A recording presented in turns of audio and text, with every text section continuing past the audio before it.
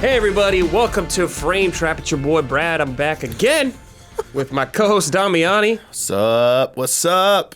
And our None guest. of what's ups. Whoa, yeah, none of what's ups. Need another one. Sup? What's up? What's up? What's up? What's up, And- fall? What? What's up, fall? What's up, fall? What's up, oh yeah, what's fall? up, fall? Yeah, it's fall in here. If you're listening early, you can't see you're being robbed. We have all festive things. I decorated the set for the season. Yeah, I appreciate it. I like it. I love it. Yeah. Cozy vibes. One criticism though Yeah? is there's no Halloween thing except for the cat, I guess. I was meant to put the pumpkin in here and That's I what we forgot. need, the pumpkin. There we Don, are go. you still listening? Yeah. I'm sorry, Get I'm us some he's off the pumpkins. He's Bring off some the grid. pumpkins, He's off please. the grid. Dawn's editing a review of mine right now, Yeah. so we're putting him to work. It is a... Oh, here's a pumpkin. Oh, Oh, that's the little one you got. Yeah. multitask. Right here, center. Authentic Oh, pumpkin. with a Authentic bat on pumpkin. it. It's real. That If- thing if- it is a real pumpkin. If you can convince Huber to go get Milky Way bars, go for it. Gotta work on that. Yeah. As you heard, our guest this episode is Isla Hank. What's that? What's up? Scary Remember movie. from the beloved commercial? No. And which from commer- Scary Movie. I remember from Scary Movie. And the thing I was just quoting is Ant-Man. I think. Ant-Man. I think his friend says that, and he goes, "Remember from the beloved commercial? Oh, wasn't They're like like, what's T.I. that? one of his friends? It was a that the right movie? Budweiser commercial, right? I'm thinking that. But yes, also in Scary Movie. Whatever. It's all blending The together. for cultural me. zeitgeist of going, what's that? It doesn't I matter, need to dude. watch Scream. Scream? I Yeah. haven't watched it this month yet. Oh, you haven't watched it? This month. Scream 1? Yeah. What's up? Scream 1. He watches Scream For every month. October. Yeah, every month. every month. It's a good horror movie for sure. Welcome to Frame Trap. On this podcast, we talk about video games. There are in-depth video game discussion podcasts here at Easy Allies, the best on the internet. Straight up. Easy up. Allies is? No. Oh, God, okay. I was going to say, we're like top mid, Yeah, probably. top mid's mid. fine. I Top guess. mid. That's right where we want to be. Top bid. You know what? No, we're better than that. Fuck Bottom that. top? No, we're top, tippy top, Oh, okay. tippity tops, the best around. Let's just get right into it, I guess. Got a lot to talk about this episode. Damiani, we're starting with you. You've been Oh, playing okay. a classic. Which, oh. You know what it is. Talking Super The other one, Metroid. yeah, the other one can't Holy be a shit, classic. Super Metroid? Yeah, Otherwise, Damiani's we're been too far in casually the- playing between the- Super Metroid. Too far in the Dude. future. I thought you were going to talk about the other game. I was like, that's too new. It's too new. No. Can't be classic This is a yet. beloved classic. Yeah. Yeah. This is not your first playthrough, correct? You've played this Oh, numerous times. Absolutely not. I'm not sure what got me to like just play it. I think I don't know either. So this is the beauty of the Switch in portable mode. It's just and the beauty of having access to like that Super Nintendo catalog. It's just like you're just sitting there sometimes like lying in bed or whatever. Like I just want to play something. And I don't want to be at my desk and be playing something. I also don't want to play something kind of like too involved right now. So I'm gonna play something familiar and I can play like a. It's good to play because of the nature of the Yes. functionality they have on there. Rewind save states. Like Yeah. you just play for like 10, 15, 20 minutes and Yeah. like Save it. sometimes you just like hit like the home button and like turn your like power off or whatever or not power up but like go into sleep mode. You just come back, it's right there. It's like so good. It's like, oh yeah, I remember where I was. And it's fun because when you completed Super Metroid a few times, you mostly remember what you need to do. Yeah. And it's fun because it's so short that you can, when you complete, I went through it a few times. It was like seeing how much better I could get at remembering where to go because I feel like Metroid games are like the hardest for me to remember where to go, like left, right. Like it's like Yeah, the doors, yeah, like yeah. the two doors, like you're going down the column and it's like, oh no, there's two doors, so I go left or right. I forget again. And then you go right. It's like you waste a few missiles to open up one of the pink Yeah. doors and it's like, hit that rewind button. No, that wasn't the right way. Yeah. I don't need to go that way. Plus, like, just using rewind, it's just fun to, like, practice stuff. And, like, could I do skill this check jump? Or maybe I could, like, do this and let me try this. Like, oh, yeah. Like, especially, like, water part with, like, the grappling hook. When you mess up and you fall all the way down, it's like, Yeah. that sucks. I don't want it to do that again. Now it's Not like, anymore. no, let me just, like, rewind and stuff. But, man, it just surprises me how good and how revered this game is, but how like it's not that complicated and complex No. when you like really Nowadays, like no. look at it carefully. A lot of it is just if you go into paths you're not supposed to go in yet. Yeah. And I think compared to other games like its crit path, it's like very that's like very short and straightforward. I feel like. Yeah.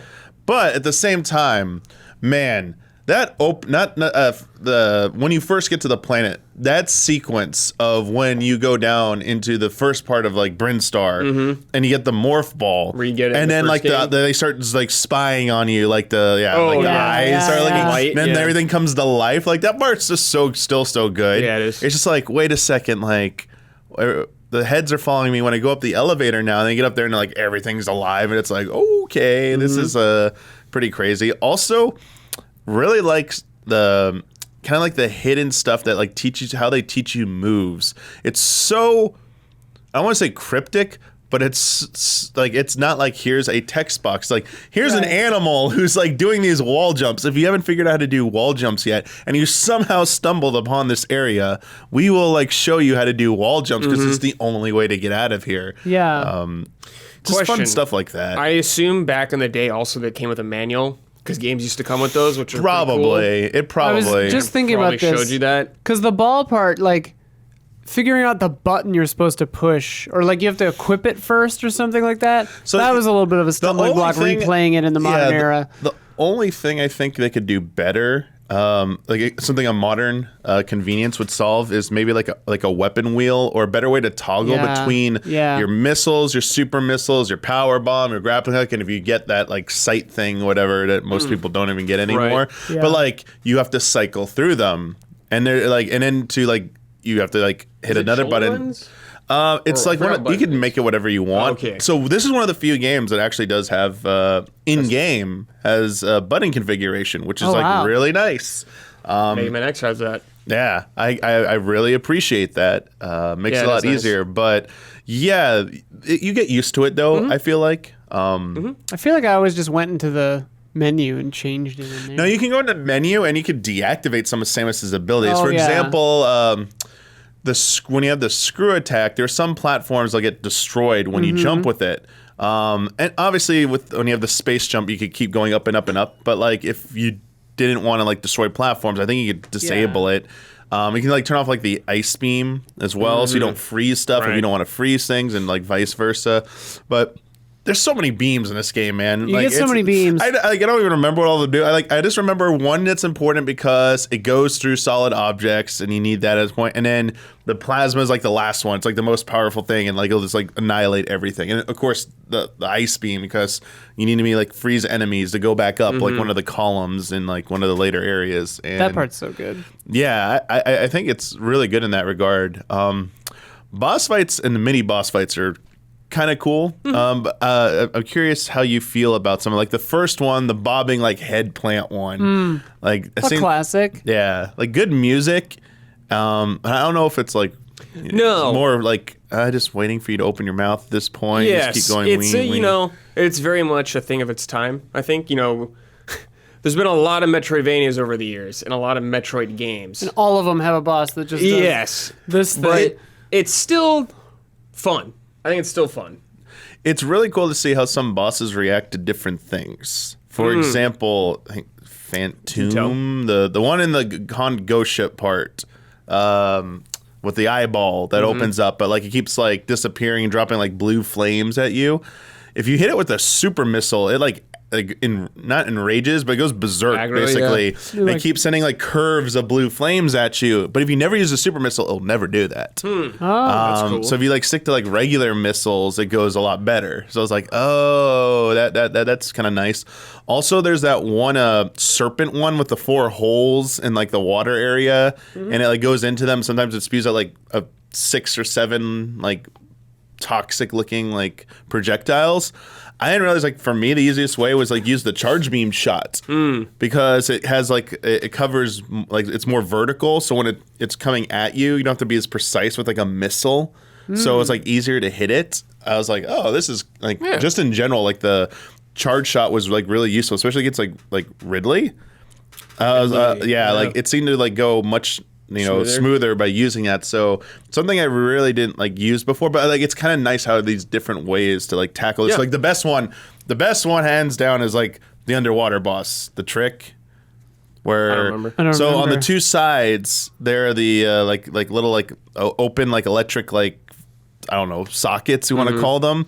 3 of them you can break open with using missiles, but when you attack it, sometimes it shoots out little like goo things, and if you get caught in it, the boss like grabs you that like green like I don't know like kind of like fish looking thing, and he starts like spamming his tail on you, but he keeps like kind of like moving closer and closer to those outlets. If you use the grappling hook in there, you become a conduit. And so you electrify him and yourself, but like Well, he's caught you? Well, he's caught you, but like does so much damage, you'll kill him really quick or Wow. really quick. So that was like finding that out was like the coolest thing ever. I never knew that. They're like secrets like that. I was like, oh man, like that's really cool. That's an amazing detail. I never knew that. But just traversal in the game, it's just really fun. From like having to learn to do wall jumps, getting like high jumps. Now you can jump higher to getting like the dash and being able to like store that energy and do like crazy jumps and dashes and stuff like that. And then like just using like the grappling hook just to like swing across and trying to preserve momentum. I don't know. It's kind of fun. Like I know newer games do it much better. Oh sure, yeah. But it's fun to go back there because I think it's like It's still the good enough. simplicity. Like it's it's the OG, and like the simplicity is kind of nice Yeah. in it. Also, the music, Yeah. like it's really good. Oh, the music is still. super good in that game. Now, one thing I think is important for Metroidvanias is the flow of what you go and you explore and the progression of items. How does it feel this time around? Because like this is a very old game. Yeah, I kind of like it, and I it's interesting. I like how they intend you to do it. It's so funny how this game, I feel like it feels natural to do things which aren't even in the intended order. For example, the one that I like always do is to go to Kraid early, because you're supposed to have the high jump to be able to get up to a thing to go to the path to Kraid's lair. But you can just do a well-timed like jump, like a spin jump, and cross the gap, or it's like a 1 block high ledge. You can do like a wall jump off of it if you want, but you actually can. Like one time I like made it clean across without even needing to do it. I was like, whoa, you can just do that. But like they want you to go get the high jump because just easily jump up there. Yeah. But and then there's like items you can like get like early. obviously out of order, but like some way more difficult than others. But I think there's a lot that aren't that hard to like get out of order, and I think it's kind of nice to. That even if you do it that way, they still had an intended path, and it feels right, because to get the high jump, you have to go into the beginning of Norfair a little bit from Brinstar, and then you go down there, and it's like, oh wait, there are these lava places, like they're super heat intensive, and you start losing health when you go in there. I love that in like Metroid games or Metroidvania. It's like there's some kind of effect going on here, and you can't cross get through there it. You need to go back somewhere else. And like I like when they let you peek, catch a glimpse, and then like go back and get something else. Yeah, and they do it pretty well in this. Like when you walk across the tube, when it's like, wait, why is there all this water above and below me? And then like later you could blow it up, and it's like now you're in like this water area. But if you do it early, and you don't have the gravity suit, you like learn, oh my gosh, I can't like jump or move around in this. It's horrible. Yeah. How do you feel about the intro sequence? I think it's really good, the beginning of the game, and I think it sets up everything pretty nicely. It's very iconic. Yes. Let me say this. I have it on my Switch. I have a save or a So you save can state skip it? where they're all 3 save files just ready to go on the planet. Yeah. It's like it's very awesome and But well you've done it many Once you've times. done it, you've done it. Yeah, I don't kinda. feel it's like the part I don't like to replay, which is interesting because like I still like the escape sequence a lot at the end. Like that's still really fun to do. I think that was a really good way to do it, and I think they give you plenty of time if you know what you're doing, where it feels like you like have all the time in the world. But like for a first timer, I think it's kind of like, wait, am I have to go through the whole planet? I'm so what's going on here? And I think without knowing some of the shortcuts, Right. I think it's it feels like very tense and like, man, am I really gonna make it out of here? I haven't played through this game in a long time, and one thing I think about Metroidvanias I think about Symphony of the Night, of how, yes, the whole game is in the castle, but every area feels very different to me and very much separated on purpose, and feels like it feels great how it's separated. in Super Metroid, yes, you're on like Burnstar and whatever all this planet. Yeah. Do areas feel distinct enough to you? Do you feel like things kind of bleed together maybe a little too often? It's definitely they do their best with like the use of color palettes. Yes. The music, also like enemy types. They do throw harder enemies and or different types of Do they have the enemies. ceiling like fly guys? The first game, I hate those. They have those. They get pretty. They definitely have annoying in those. there, yeah. But you can kind of tell like everything's mostly like very similar. I mean, like the ghost ship is like a crashed spaceship, so like Yes. inside it feels like Different. looks different. I mean, Norfair, there are parts of it that look like deeper you go in, it's like active lava and like acid and volcanic stuff in there. Where Brinstar's got like this green lush like what's like Yeah. it's underground like living cavern, but at the same time corridors and like the column areas, I'm like, man, it's a column area. But like it's also iconic. It's like throwing back to the original Metroid. So I think they do a pretty good job. But like with the limitations, it's like you Yeah. kind of see through. Like I think it's the limitations Bit. and the time for how Yeah. like I guess groundbreaking it was at the time. Like it's not the first Metroid game, Yeah. obviously.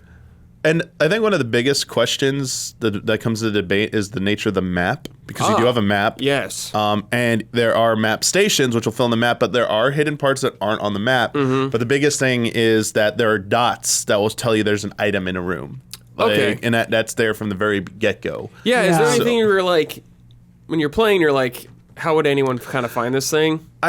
There are ones that are not accounted for that way. You do have to go Like main like there's story secrets. routes? Yeah, Okay. that are off the map. Even when you have like the map filled in, it's like it's not like the map data in the game at the map station didn't even know this was part Yeah. of the map. So it's they accounted for that, which is really nice. Yes. And even when there's a room where like I'm in a square box that says there's a dot in here, it's like, well, now you're like, where is Where it? is Like it? Yeah. I like that. So it makes you kind of like take your time on, like, especially on the first playthrough. It's like you have this wonder of like, could I have gotten it? Do I need something else to get it? And That's what I really like about those is that they also work as like reminders, because it's like you see something early game that's clearly out of your reach because you Yeah. don't have double jump or like whatever, or like screw attack, and then when you're late game going back through looking at the map, you're like, okay, I know I saw that thing somewhere, and then you see the little pip on the map, and you're like, oh yeah, gotta go there. Yeah. I like it. There are parts where you're like in a room you could see below, but like how do I get down there? It's not on the map. So they do a really good job with that type of teasing. And then if you get that like scanner, you can like now you go back through every room. It's like, oh, did I miss something here? They knew what they were doing with that. I mean, the map is so iconic. I've talked about this before, but it just stuck in my memory because it's the coolest damn thing I've ever seen. I met a woman who had the map of Metroid as a forearm tattoo. I think it was just Brinstar and Norfair. It was only like one the of whole them. map. It was just one area. Yeah. But like she showed it to me and she was like, you know what that is? And I'm like, it looks so familiar. And she's like, you know it. And then she's like, it's the Super Metroid map. And I'm like, what? I'm like, you are awesome. It also, Oh yeah, I was like immediately in love with this person. I was like, you're amazing. It also does a really good job of making you feel powerful by the end. Yeah. A lot of, I think, more recent Metroidvania, like almost all the good ones do that. But I think there's a lot more choice in modern entries, where it's like Yes. you have to pick or choose. You can't have everything. Like Hollow Knight, you cannot have all like your abilities equipped. Yeah, you can't have to equip all the badges or whatever. Whereas like in this one, in Super Metroid, you can't, except for like one thing, which like it's a trade off. Like you get every power up and can use them. So like by the end, you're like screw attacking through everything, and it's like nothing can stop you. It's like except let's go for the boss. Like final bosses fight the final boss, but it feels good. I mean, and just in terms of like traversal, like parts that like where you were kind of like, man, this is like kind of tough to get through. I was worried. Now it's like, I just breeze through this. Get the hell out of my way now. Yeah. So it's a good feeling. Do you think Super Metroid's the best one to start with? To start with, Of Metroidvanias or of just Metroids? I would say just Metroids first. it's definitely, I think it's probably easier than Dread. I would say it's easier than Dread. Yeah. Oh, so yeah. Dread might be the step up after, I think. Yeah, and I think it's also easier than Metroid 2, Samus, the Return of Samus, remake for 3DS. So I'd probably say start with this one, because even if like without like having like things like kind of like ram down your throat in terms of like information, it's kind of easy to figure out stuff. And like a lot of the stuff you'll miss like isn't even like that big of a deal. Like they're very generous with what you actually need to like finish the game. So in terms of like missiles and like having enough inventory and stuff, like it's pretty lenient with that. Yeah. I feel like. So I would say like probably start with this one. And even if you can't finish it, like just like get your bearings, like understand it, and then probably go to Dread. I'd probably say I was go trying to Dread. decide if Prime Trilogy should be before Dread or Dread and then Prime Trilogy. The only thing about Prime Trilogy is it's hard to get, play nowadays. If you don't have Assuming old you could consoles. get it, yeah. I would. I mean, I definitely recommend to play it, but I would probably say play the Prime Trilogy after you played the 2D I one. would say that also. Zero Mission is also a very good one. That's Game Boy Advanced, right? Yeah, I would recommend that one too. What was the Fusion's the one I would probably. I know there are people who love Fusion. It's probably the one I'd recommend to play last. Okay. Honestly, Which is the one that they did? Is it the remake that they did of 2 that came out like a year or two ago? Yeah, that's the 3DS. 3DS Yeah. one. Oh. Yeah, just because Dread is similar, and I think Dread's like maybe a little bit better. The only Yes. difference is like the Emmy stuff, But I mean, That stuff got really annoying. yeah. But I mean, 2 has those like the machine chase sequences where like you only have like one chance, and if you fail, you have to like go back and like do it again. So they're not both immune to them. I mean, I'd probably say go play the fan remake of 2 if you can still find that yes. one. That one was really good. I never played that. Obviously, start with Other M. Yes. Yeah. Start with Other M and then go to Federation Force. Yeah, because Yes. is Other M the first one chronologically? No. Is it a prequel? I thought it was a prequel. I know that's after Super Metroid, I'm pretty Oh, sure. okay. She just looks so young in it, I guess. I think there's like time jump thing. Yeah, Other M, Federation Force, and then go play Smash Brothers. And Smash Brothers. Yes, Yeah. Smash Brothers. Yes. And then stop. Don't play the rest. Yeah, don't play the Those rest. are the only good ones. Although, what's your obviously I know you like Super Metroid. What's your history with it? When did you start? I mean, I played Symphony of the Night Okay. when it came out. I played Super Metroid as a more adult in my 20s, I think. I played it on Wii Virtual Console. Yeah, you I have some think? interesting gaps in your Nintendo history. Because I never owned a Nintendo until a Wii, so I think I played I played Super Metroid on the Wii Virtual Console, and I mean, I immediately fell in love with it. So yeah, that was my first foray into that, and then I think I played Prime Trilogy like immediately after that, and Other M. Oh, okay. And I just kind of like fell in love. Yeah, you went through the whole catalog. Well, I haven't played 2 or Federation Force, but I've played. You don't need to play Federation. I think the rest, but maybe no, Yeah, no. and none of the like OG. I haven't played Federation Force. Two Yeah. is two's worth a go, but yeah, Federation Force, you don't need to touch that at all. Yeah. Hopefully, we get more Metroid. I mean, Yeah. we're getting Prime 4 someday. Prime 4, I mean, they have to at least know we want a Prime Trilogy re-release, but who's to say? Who's to say, Nintendo? Yeah, who's to say? Even when they Maybe- give you what they want, they don't give it quite how you want it. Yeah. Yeah, it's always the monkey paw with them. It's a monkey's paw It every always time. is. Yeah. Those insiders got to be right sometime, right? Yeah. I mean, if you just keep saying stuff, you'll be right. You know, broken clock, tra la la. Someday. Someday. I love Super Metroid. I'm glad you brought that. I missed that game. It's been a long time for me. Great pull. I love that you're just playing it. Yeah, Oh, that now is cool. Now I'm done. But yeah. Now you're done. Yeah. Well, I mean, yeah. If you've played it before, it takes like, not very long. The next game is a new game. Not an oldie. A brand new game, kind of. Kind of new? Kind of. Does it feel new? Some ways, yes. Some ways, no. That is Overwatch 2. So, this came out like a week ago, I think. And Overwatch has had a very weird history. Its whole lifespan. I know you kind of know what's going on with Overwatch sometimes because your girlfriend's into it. Yeah, right? I She's played into it. enough of 1, but Yes. she was like big into 1. I don't think she's played 2 yet. Yeah, when it came out, it was like on top of the world. Yeah. Everyone loved this game. It was like the biggest like IP around. Then it kind of died. Blizzard kind of stopped supporting it and just went bye-bye for a long time. Overwatch League got weird. Yes, Overwatch League got weird. There's a lot. Then they announced they're doing Overwatch 2. And everyone's like, why? Yeah. But then they're like, well, we're going to do some stuff like PvE. We're just like, oh, that's kind of interesting. I know a lot of people wanted that because yeah. a lot of people like that universe, but they don't want to play a competitive shooter. It's like, I totally get that. So they announced, I think they announced Overwatch 2 back in 2019. It's been a minute. Yeah, so it's been a minute, and they're talking about PvE and all that kind of stuff.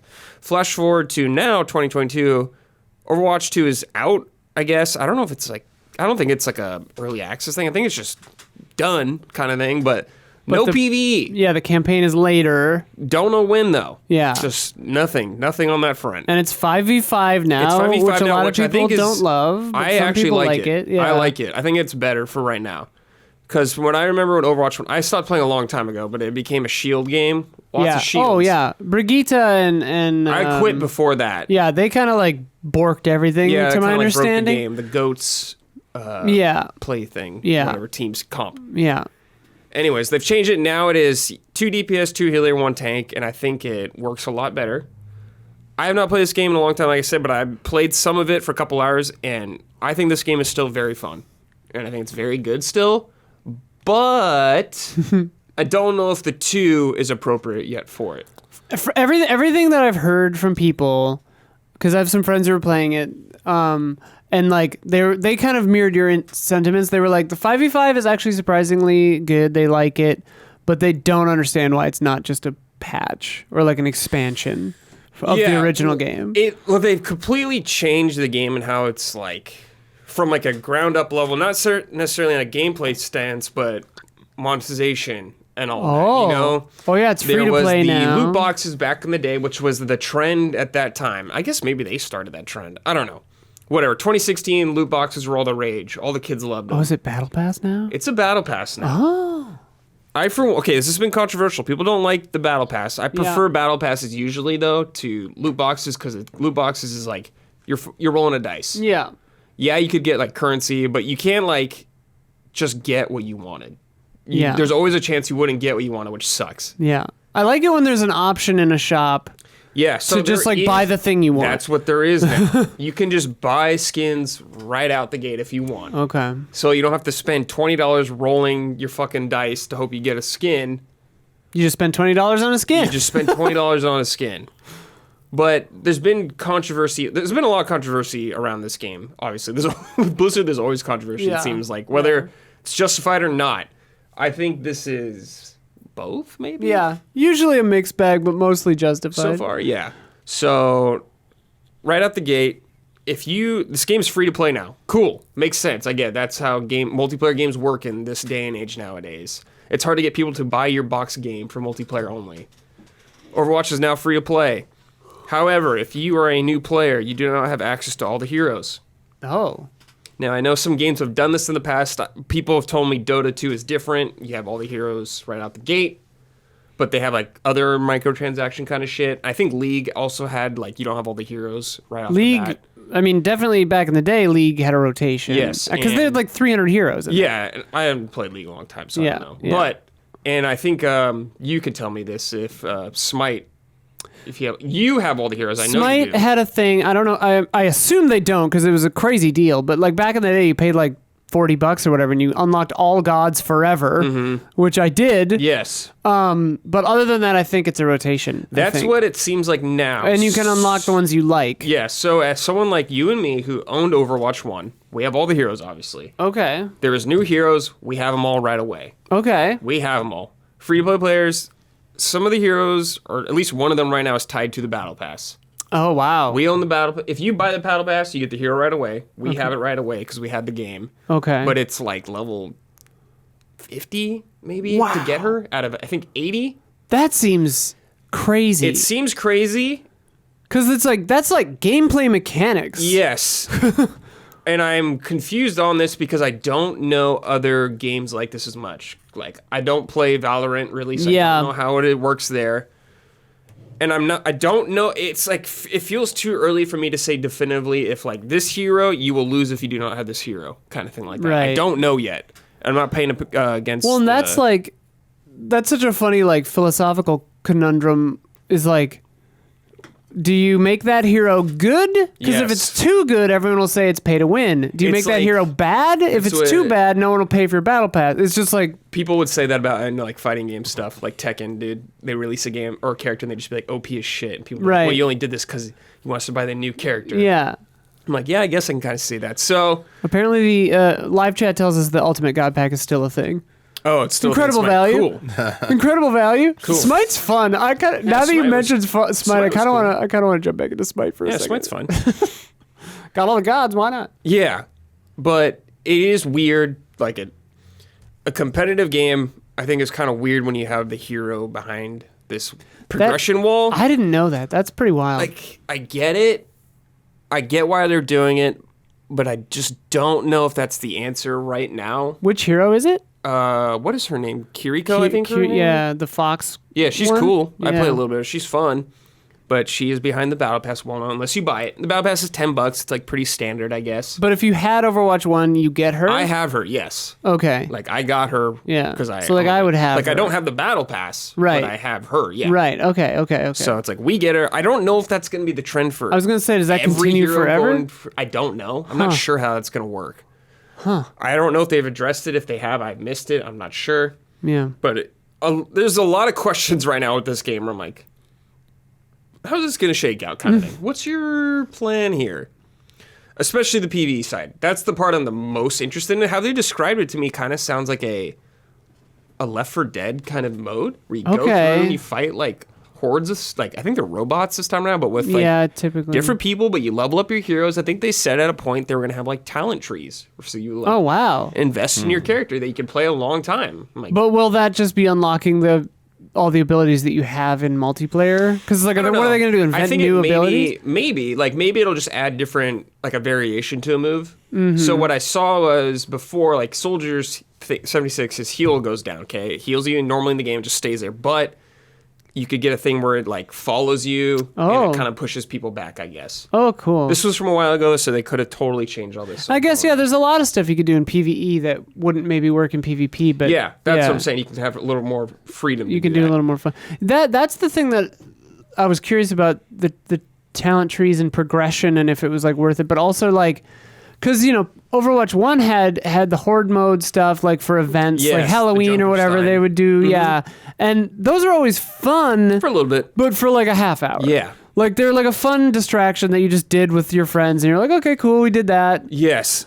So on the other side of this, horde like Left 4 Dead mode or whatever, there's also going to be I believe a more story focused single player thing.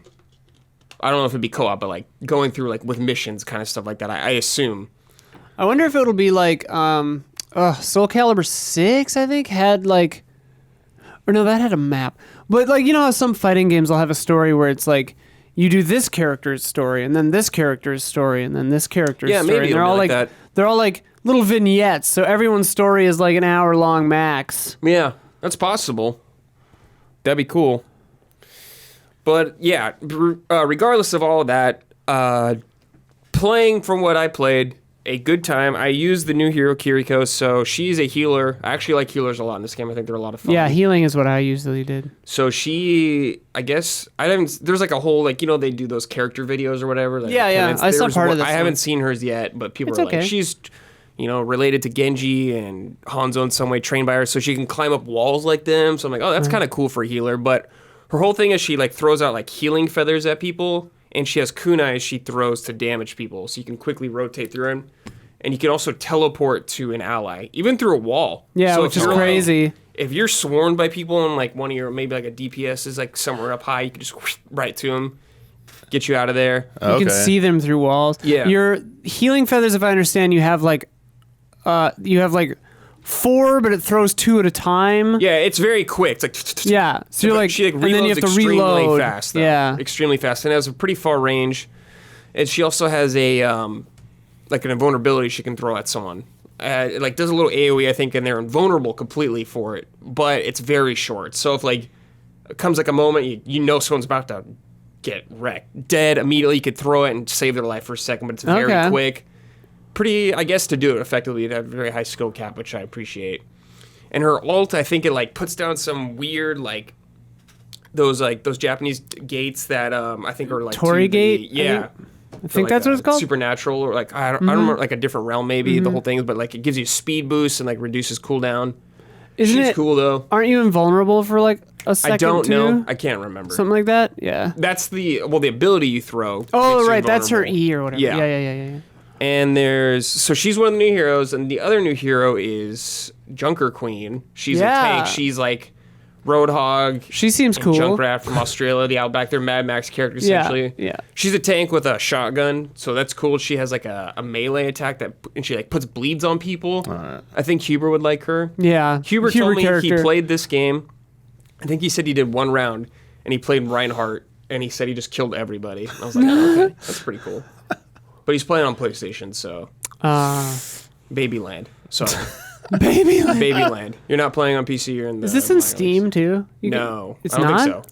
No, Damn it. but it is crossplay now, Oh. so you can play with everyone. You got to enable it though, I believe. But if you're playing with someone on console and you're on PC, you can play together. Might not be very balanced, but you can do it.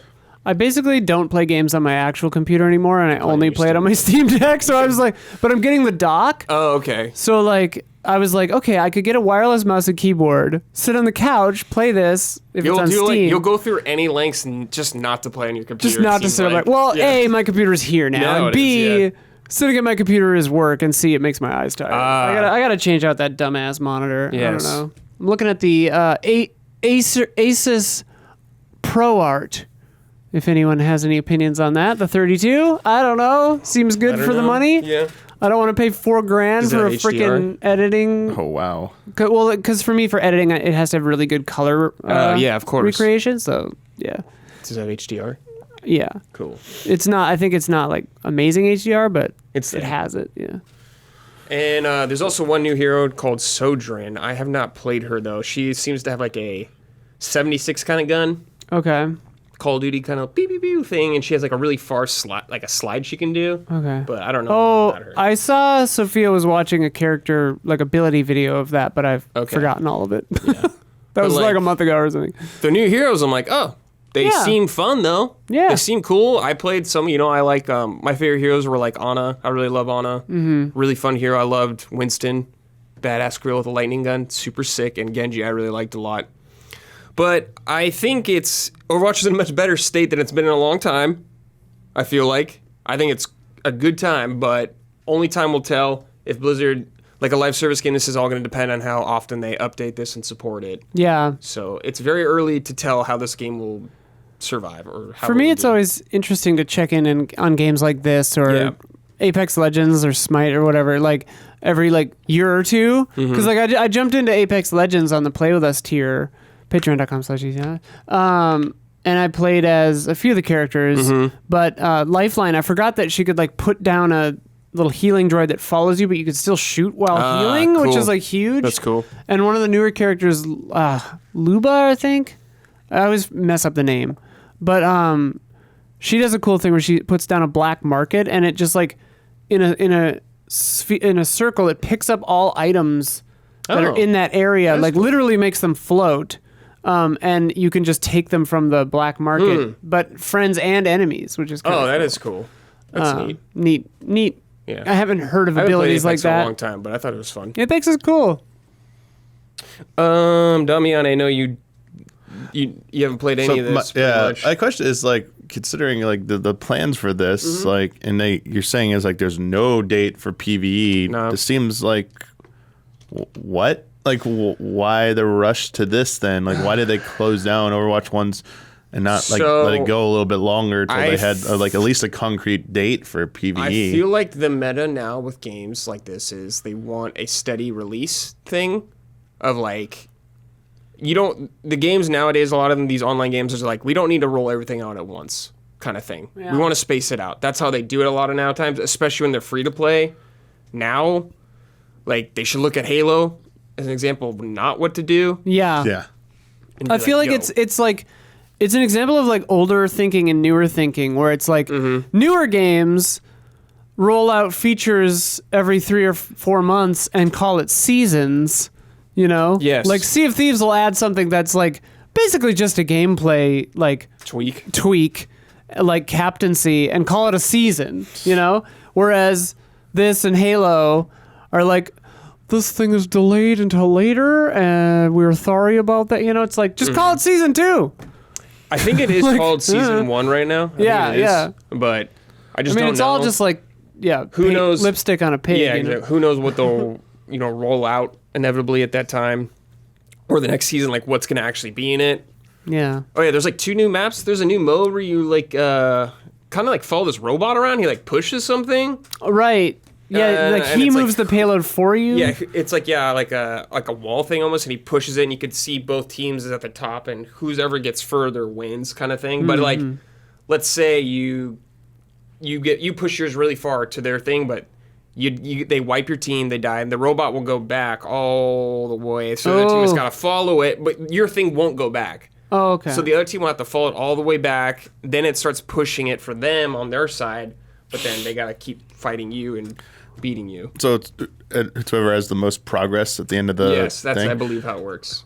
Is there similar to Payload? Yeah. So help me with this. Sorry to ask this because I don't play Overwatch. Yes.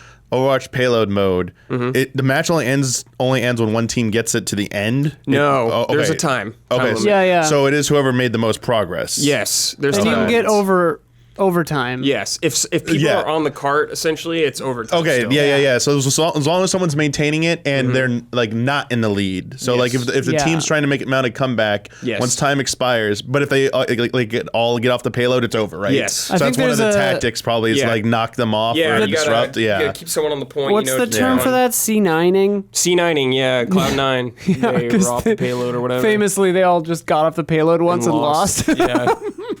Just like for no. Wild Ride. Yeah. Your Ghost, we got a question from them. Hi. Hello, allies. I love Overwatch, and the main reason I kept playing or twofold. One is I want to have a multiplayer game to play at any time without too much investment. Secondly, I love Tracer. I love Tracer's look, her personality, her gameplay, everything. Despite any issues the game has, playing as Tracer always has me coming back. Is there an Overwatch character that you all enjoy? Also, is there a game or a series that you kept playing or returning to because of the characters? Thank you for all you do. Love and respect. I definitely like Mercy in Overwatch. You like Mercy? She's actually like my least favorite healer, dude. I like, yeah. But they kind of messed her up. I think. The mech from TF2. I never really played TF2. Well, he had like a healing stream too. Yeah, she yeah. obviously has more going on, which I think is good, but Yeah, it I just reminds me never of that too much. played that too much, so I dodged that. I like Diva. Mm-hmm. Super fun. Who else did I play as? I don't remember. You Diva? Did you like Pharah? No. I really liked. I mean, I like Pharah, but I never really played as her. Lots of games I like the characters a lot, like more than the game. Mm-hmm. For some reason, Cyberpunk is what came into my mind, where I was Sure. like, there are a few characters in that I really like. Yeah, you like Judy. Yeah, and the cop guy, Oh yeah. the like detective. Yeah. I liked him a lot. What about you, Dummy? Any other games you like keep coming back to because you like the characters? 14, you can't say 14. Yeah. Can't say I was 14. trying to think of like a multiplayer, like competitive. I thought they mean like in the context of like a multiplayer game, like where like strong characters will like keep Yeah, I don't know if coming back. you don't play that many. Yeah, that's though. the thing. Like, I mean, and you can't say like Smash Brothers either because that's like kind of Yeah. No, I think you can say copping Smash out. Brothers. I know people like especially like even Mortal Kombat has like good single player content, but I mean like character. I think that's one of the most difficult things though in a competitive game is just like the whole thing about designing characters, like getting people to like why they choose a character, like the psychology behind it, and also like where's the sweet spot for a roster? Did you make too many characters and now there's ones that nobody plays? Did you make too few and people are like they're only playing as this one and the other like because there's like only so many to pick and there's like an easy meta, so that's always like kind of like intriguing to me. But like with like Mortal Kombat, it's like always been like Sub-Zero, like when it comes down to the ninja battles, Me too. I was always Sub-Zero. Yeah, my brother was always Scorpion. Yeah, I was always so it was always Sub-Zero. natural for us. Love Sub-Zero. Now that you say this, I realize that characters are the only thing that make me interested in these games. Like, I've played League of Legends a good number of times, but like to this day, I'll still like just look up some character videos. Like if the character is interesting to me, I'll like watch their little lore thing and watch their little it's a huge selling abilities thing. Characters. Definitely. And then I don't want to play the game. Thanks to our patron Alexander Ziranov for this monthly with whom Apex. I was playing Apex. Definitely makes a very good case about like the characters. At least they really care about the characters in the game, and you can see it. When we were playing with him, Gabby and I, he was like showcasing characters. He was just like, which other ones do you want to see? We were like, this one. Yeah, like it was fun. So it's nice when developers put that much effort into it. Like just hearing these stories, like they sounded like crazy fan fiction. I'm like, some of the it's like, holy crap, like what? Mm-hmm. Like they're doing this? I'm like, I thought it was gonna be like a paragraph. It's like, no, this is like a whole real story. Like someone was like jealous of someone and like killed them, then like they got killed, became like AI uploaded to a robot, then like they were like angry and wanted like I was like, what? Okay, this is a lot of drama here. I was like, I would just be like, oh, they're like a stereotype, but they've clearly moved. Well, some companies have moved fast at, but I can't give any specifics on this, but a friend of mine who works at a video game company said that sometimes it's like that, where it's like you write something you think is just a fun background for a character, and then like way later, a gameplay mechanic, they'll have to have a meeting and be like, wait a minute, that little background thing of that character like destroys the whole reality of this thing that we're trying to add. Like, that's funny. So they have to like balance the balancing act of some of these games when they have like so 20 much. Characters, 10, like I can't even imagine with stuff like Juggling Dota or lore. League of Legends or like the ones that have like 200 characters. Yeah. I can't even imagine. The lore checks every time. It's a new design thing wants to go in there. The lore team, they got to run it by them. Yeah, what game would be your lore check? I guess 14 for you would be your lore check? I mean, it's funny because if they hired you, literally lore check? I don't know enough about like that. Lore is intense. I know it is. That lore is intense. I know it is, man. There's but when too I ask much. you questions about it, you know them. Well, some, yeah. Okay. But there's a lot like I still blank on. I'm like, holy shit, I forgot about that. They actually just did one of their live letters. Yeah. They had the writing team on there, but they were talking about job quests. So they were actually talking about the job quests and how they evolved from AR to the most recent stuff they did, why they ended up that way. Yeah. And they talked about like lore checks, like they're doing the they have the execute like the theory team, like the implementation team, the execution team. Like they were called something else. I just remember off the top of my head, but like each of those steps of the writers' rooms, whatever, there'd always be a part where like lore masters and lore check would happen. And it was like they did it multiple times. I was like, they really are committed. Like you can't like give a new job ability that's gonna like break lore or something, or a job quest is gonna do that. So something with like there's like what 18 jobs, but like you're talking about like hundreds of heroes now. So like having to keep track of that. Well, how many does Overwatch have? Like 35 or something? No, I think 20, 30 maybe. Well, I know Brandon Sanderson, the fantasy writer, who is involved in Moonbreakers, but has like a continuity and like lore like team, because his books are like 3,000 pages and he spits out one every other year, and it's just like I don't even know how he does this, but like he has teams of people helping him, and he basically has like a community of followers that like that's good beta test his books. Wow. It's like kind of rad. It's like a very like internet age kind of way to write fantasy novels. Free work. It's very cool. Put your fans to work for free. I mean, I'm sure a lot of them get paid. I guess I don't know, but yeah, I just think it's cool, and it's like necessary because he has like the whole Cosmere. Jeez. I don't know if you guys have ever seen this, but there was in World of Warcraft history many years ago at BlizzCon, there was like a panel talking about, and this one guy, this guy with the red shirt, asked them a question about Warcraft lore and why something is the way it is right now. He's like essentially saying this doesn't make sense. Is this the red shirt guy meme? Yes. Okay. And they were like, good catch. We'll get on that. Good catch. So they eventually put a NPC in the dwarf city of Ironforge, and it's like essentially a reference to the red shirt guy. He's just wearing a red shirt. And he's still known, I believe today, as the red shirt guy. He is still lore checking. I'm like, that's awesome. I love that. They put him in the game. Does he always put on a I'm not red sure, shirt? But he is known as the red shirt guy I forever. love that kind of stuff, man. And we also had a question from Heather, but it's pretty similar. It's just about what characters you like playing the most. They said Kiriko's their favorite. Mercy, even for you. I mean, I'm interested. The one I always wished I was better at was Hacker Girl. Sombra. She always seemed really cool. interesting to me. Yeah. Like her mechanics are really cool. The hacking and And the health like, pack thing. Yeah. That's fun. That I really enjoyed. I wish I was better at her. Yeah. And of course, naturally, I just only play the girls. So Yeah, sure. more or less. I mean, not only, but mostly. Yeah. I just gravitate Yeah, I toward play them as an more. old granny. Anna's great. Anna, love Anna. She's awesome. I play as a cyborg ninja who's just Gray Fox. Yeah. Maybe not as cool, but he's pretty cool. He's cool. And Winston's a giant gorilla, which I love. It's so complicated now with Blizzard because it's like, I truly love some of their properties like Diablo and stuff, and it's just like, there's still a little twinge of guilt with all the like stuff, sure. you know, that they got into. Yeah, everyone's, gotta make that choice for themselves. kind of Yeah, thing. I mean, I'm gonna play the shit out of, or I should say, the Diablo hell 4. out of Diablo 4. Yeah. Whenever that comes out. Yeah, Hopefully soon. probably never. Hopefully soon. Maybe Game They've been doing Awards? nice updates for that game. Will we see a trailer at Game Awards? Who knows? Maybe. There was a trailer not too long ago. Yeah, that's right. Anyways, enough Blizzard. Isla, you've been playing Grounded. Yeah. This game came out early access like a year ago, right?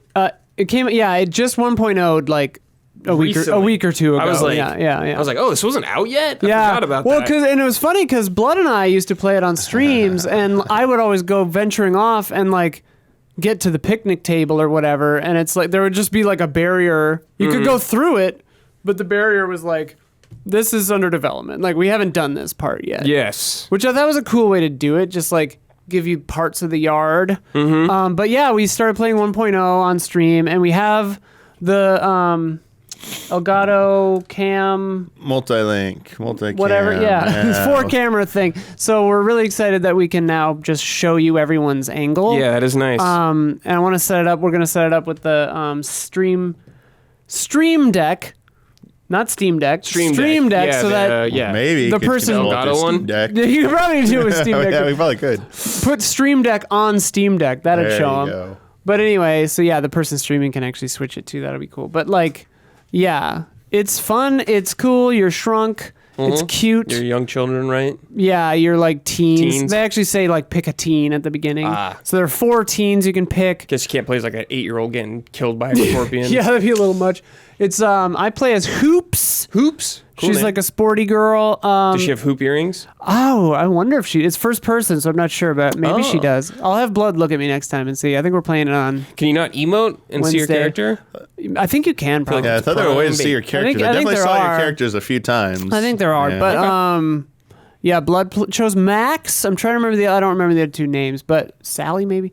But it's cool. You explore. You can build bases, which it seems like they've improved that a little bit. You're always in like a backyard, right? You're in the backyard of a scientist. Unclear yet if it's your dad or what. But he was studying shrinking. It's basically literally Honey, I Shrunk the Kids.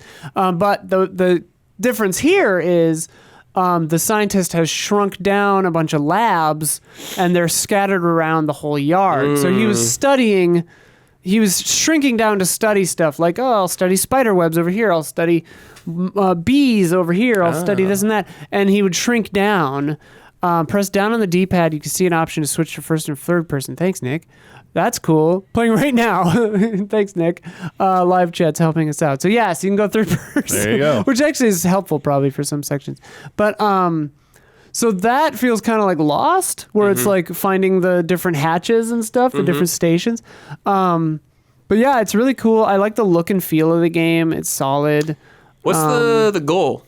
So the goal, I think, is to just get big, but that's on the macro scale. But on the micro scale, is unlocking new tech. There's a big tech tree, crafting tree. It's not really a tree. You just get the tech and it adds it to your crafting capabilities. But exploration, getting stronger armor, getting stronger stuff, because it's primarily a survival game. You have to eat, you have to drink, Yes. you have to not die, you have to get better armor. If you do die, you leave your backpack and you can go back and get it, and then you automatically get all your stuff back, which is good. Yeah. Unclear yet. I haven't died again trying to get my backpack. I don't know if it souls as you or if you just drop another backpack. But yeah. Question. So I've played a couple survival games. I've only played single player ones. Like I've played Subnautica 1 and 2 essentially. Yeah. Those are survival games with crafting. But with crafting, the purpose is to craft to be able to get to this new location that you couldn't before. Right. Is that a thing in this game? So this one, at least how we've been playing it so far, is more kind of based. Okay. Where Building your base, you're building up. We're building up a fort kind of by the... Because there's a central hub thing, a broken machine that we're trying to fix. So you can... I think choose where you want kind of your center to be. Yeah. At least that's how we've been playing it.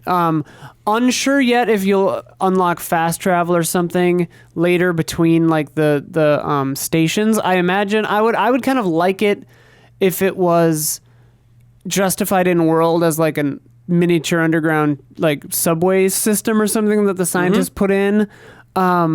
Rather than just teleporting, because I think one of the cool selling points of this game is kind of the realism of it. Like, obviously, it's a fantastical idea, and you're shrunk down, and you're in a backyard and whatever. But like, you've got to go places on your own. You got to walk there. You got to go there. If you get a quest, it's like there's a hill in the west. That's kind of like red and blah blah. And you get there, and it's like an anthill. And so you have to get in there and like do that to finish the quest, you know? So yeah, you're finding science, doing quests, upgrading your base, building. Is it pretty easy to know where to go, or is it a lot of it just like, yo, you got to go out here, you'll find maybe a clue? Yeah, lead you in the way. There's a robust map. When you find a lab or a station, it adds it to the map. Points of interest, I guess, it adds to the map, which is good because like, some of the points of interest are literally just points of interest. Like they don't do anything, but they're landmarks. So it's like there's the baseball, there's the can of soda, you know, there's the gummy tooth vitamins or whatever, and that'll be on your map. So you can be like, later you can be like, oh, where did I find that thing? It was by the tennis ball. Like, and then you look at the map and you're like, oh, right, the tennis ball was over there. So that's helpful. But you can also place your own waypoints on the map, and you can build trail markers. Okay. Which are cool. And you can set your respawn by moving your bed. Okay. Or like your lean-to. So if you have a main base, kind of like Valheim, where like if you have your main base here, you can set your respawn there. But you can, if you're like foraying way out there, you can build a lean-to and set your respawn out there. Like Minecraft, you know. Yeah. So like everyone on the server has to go to sleep at the same time, or time won't go forward. Okay. Because it's a day-night cycle, it's a hunger cycle, yeah. All the standard trappings of your favorite survival games.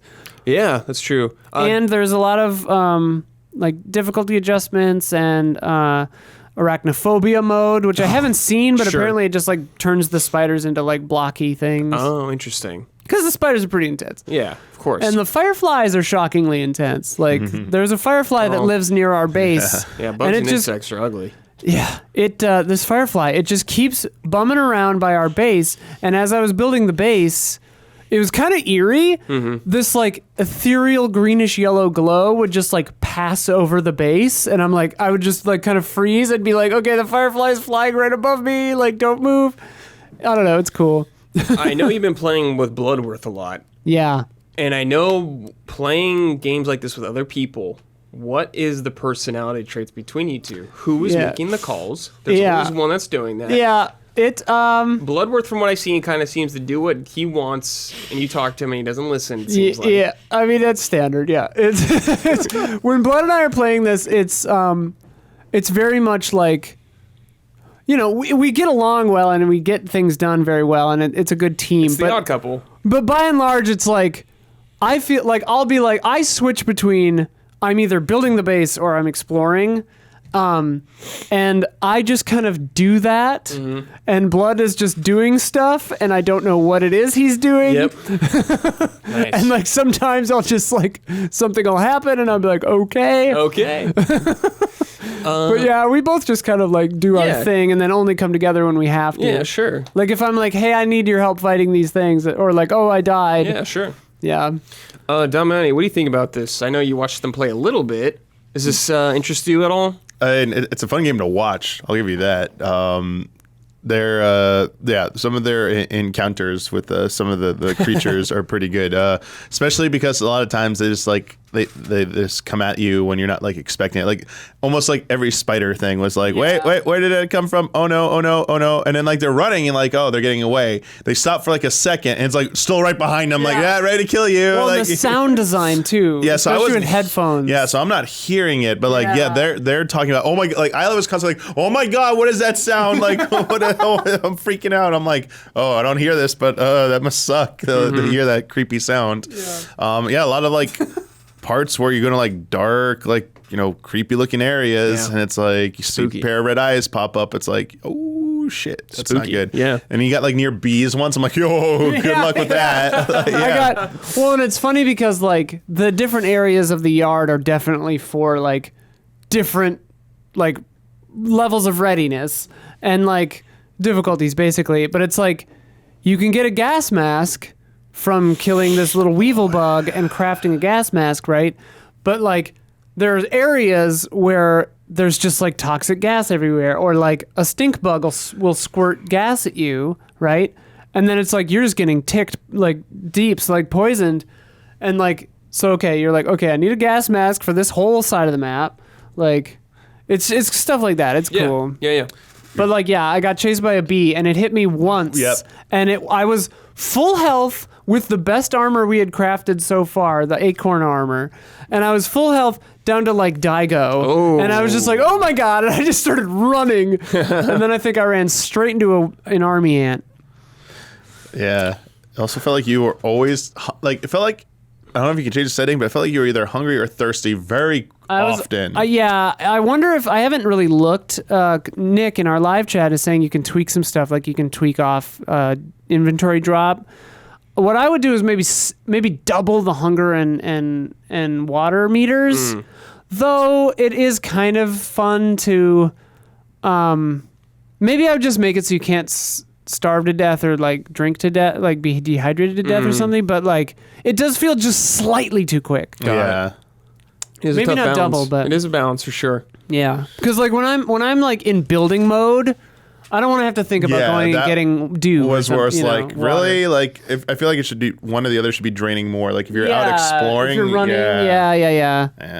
We got a question from Mount Latino. My close friends and I started playing Grounded Early Access during the pandemic and fell in love with it. Yeah. As messy as it was at times. We were really excited for 1.0 and loved it so far, but we are really anxious for what critics were going to say since we had invested so much time in it. Obviously, what critics say shouldn't affect our love for the game either way, but we found ourselves so happy that many sites were delighted by it. Have you ever played a beta/early access game so much that you began to feel invested in it? Oh, all the time, yeah. Like all the time, okay. Well, no, I mean not all the time, but like anytime we get games early and I get to play them. Okay. I'm playing one right now that I can't talk about until 3 days from now, but like I'm loving it to pieces, and I'm like, this thing could come out and people could hate it. I don't know. Mm-hmm. Like that's just kind of the reviewer's curse. I mean, I don't review things, but like right. Yeah, so like that happens a lot. But then stuff like Valheim and stuff where I'm just like, man, I'm really super invested in this. It's not even out yet. Like, who knows? What about you, Damiani? I don't know if you've played. Do you play a lot? Have you played a lot of early access games? Not really. You played I know D-Lit and Wonder Labyrinth. I remember you played. That was like early. a full game. Like there was an ending and everything. Oh, was it the full game at the time? So let me backtrack. They had like one level, like part of a thing. Okay. And yeah, we tried that out, and it was like that was cool. But I was like, damn, I really need way more in this to judge anything. It was like just it didn't go that far.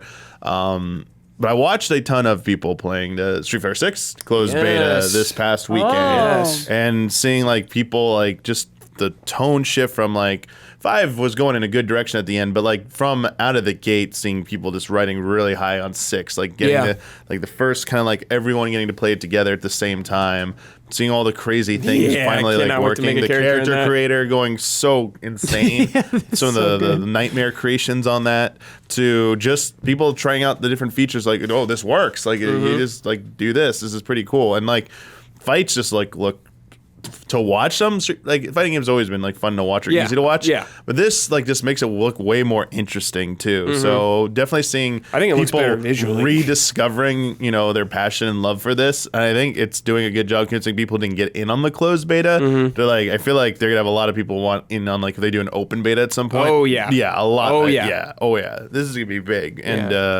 yeah, that was like it made me want to like, man, I kind of want to like play this a little bit right now just to try this out because like some of this stuff looks really cool. Don't know if it convinced me to keep playing it, but definitely was Interesting, at least. Yeah. The kind of adjacent to this, like besides demos, the kind of recent trend of, especially in Kickstarters, with like series adjacent games, like the Bloodstained ones and like Eiyuden Chronicles Rising and stuff. Those do a good job. Like Eiyuden Chronicles Rising has me like already in love with a bunch of the characters from Eiyuden Chronicles, and I'm like, that's not even out yet, So it's like I'm really invested in these characters. So we'll see. All right, it is time for Sort It Out, everyone's favorite. For everyone at home, if you don't know, this is just a quick segment where you're free to unleash your fury of just something that's annoying in the game industry. Could be a game itself, company, whatever. I got one today. I don't know if we've talked about it. Oh. It's not super hot. I'm just kind of like still annoyed about it. I'm just like, eh. All right, lukewarm. It's just like, come on, man. Where are those pixel remasters, dude? Oh yes. I'm like, come on, man. There you go. Still, dude. Like, where are they on consoles? Yeah. Like, Are there great. any other It's great that they platforms? exist. But it's like, I wish that was available for everybody on Yo, everything. I'll give you some copium. It's Oh, because please they're do. gonna put like extra content in those You versions. shut up. All the extra Shut up, content. Damiani. Yeah, That's not there happening. you go. You gotta get the definitive pixel Shut up. editions. There you go. That's not happening. That's not happening. Absolutely not happening. Anything, Isla, for you? You don't have to have one. Yeah, I'm not super mad about anything right now. I mean, I just want people to stop like harassing people. Yeah, that's sure. Just be chill. Just be chill. Well, that's okay because we got some from the listeners. We got some write-ins. Okay. This first one is this one makes me think of Damiani. This is from Raul Misal. Sort it out. Why can't I buy Bowser's Fury on its own? I have 3D World on Wii U already, and I'm not buying it again. Here, dude. Very That's a different ass game. Sucks because Bowser's Fury is so It's damn great, good. yeah. But I mean, this is Nintendo. Yeah, They're that's the monkey's paw. yeah. Nintendo just knows they can do this to get away with it. Oh, sorry. I got a big sorted out. There we go. We Yeah. gotta come back. Sorry, I just thought about this. All right. This All is right. not confirmed. This is hypothetical okay. because it's not confirmed. Please do not remake Horizon. Oh yeah. Please don't. You don't need to do that right now. Just a put remaster. A PS5 patch on we don't know Bloodborne. specifically what it is yet. It could be like redone. If it's a full like remake style like Last of Us, this game does not need it yet. There is a PS5 patch for this game that helps it out a lot. Yeah. Like if you want to, if you do something though, please make it cheap. Like please make it like $20 or $10. Like Sony, you don't need to do this. I know you got a TV show coming out. I know you want. I know Horizon's a big franchise for you, but please just take a look at yourself in the mirror, Jim Ryan, and just be like, you don't need to do it, Jim. I picture him now, just like hand by the mirror, and he's Jim just like, doesn't "Did give I a go too shit far? What I say, but Jim, come on, Have man. I gone too far?" Like literally, just like a 60 FPS. There is a patch. No, PS5 Bloodborne. Patch. Oh, yeah. You could bring Bloodborne every single time to this. Don't show. even like. I don't even care about a remaster. Just a 60 FPS PS5 patch. Well, That's it. Never even got a pro patch. Yeah. That's all I It's a want. damn shame. I just want to play that game again. I love From Software, but goddamn, they have problems with technical stuff. Jeez. Almost like they get some help. Yes, make Yeah. a little blue point in there. Yeah. Sony does own Well, percentage of From Software now. true. Get Tencent. But also, Tencent, just buy them up. Embrace Tencent it. already bought. Also, some they're of them. Buy Don't it. them. Buy it Please from. don't buy them, company, Tencent. though. Buy from Software Please don't buy Embracer them, Group. Tencent. No, don't do it. I know. Don't do I'm it. just kidding. This is from Ian Barker. Sort it out. I mean, you don't have to say that at the beginning of everything, but I like They that do. people They're- do. They got it. They're helping you find them. Sort it out. Yeah, I guess so. You know what? Keep doing it. Sort it out. It's like they're all doing it, and I'm into it. Yeah, It's because we've trained them to say correction at the front There you so go. that we Sort can it out. find yes, them. you're right. So they're doing it for you. Wow. But also, it's great. Sort it out. Sort it out. Sort it out. Sort it out. Keep doing it. While I love that many of the Mega Man series has been getting collections, what I do not love is that each collection is split into 2 parts. Oh, yeah. The whole point of a collection is that everything is in one place. But for those games, I have to close the application, open a new application. I want to go from X4 to X5. It happened with Classics, X, and now the upcoming Battle Network collection. I really can't think of any great reason why Capcom would release these collections split into 2. Sort it out. And also shout out to the Zero ZX collection for having every game on one cartridge. I don't remember how many Zero games there are, though. Yeah, Mega Man. 1 through... Like, why aren't all the X games on one thing, I guess? That's weird. Just want to get you to buy it twice. Yeah. Money is the answer. Yeah. To be fair, I don't think they're $60 games for one. They're probably like 40 or 30 for each. Maybe but they could have done, because they already do it for their arcade thing where you could like piecemeal buy. What? Maybe they just do like the Mega Man hub or whatever, and like you just buy the catalogs or whatever, and they become accessible to it. Because one of the things they were saying is that they wanted just to like stay within the same piece of software to launch these games. I don't have to like Assassin's Creed Infinite. Sure, yeah, Let's get there, baby. Yeah, there you go. Mega Man Infinite. 5 years from now, will Yeah. everything have an infinite like They that? Like a hub to launch? Revive that name that was going to be for that whatever weird Mega Man game that got canceled. Universe? Mega Man Universe. There you go. Call it that. I did not like the way that game looked. Yeah, it doesn't. Yeah, It was Mario Maker, pretty much. It was Mega Man Maker. yeah, sort of. Sort of. Yeah. This is from Matthew Wakel. Sort it out! Missables in games. Whether it's one chance item, event or quest, or even a missable trophy / achievement. Developers either intentionally / unintentionally not respecting the player's time is super frustrating.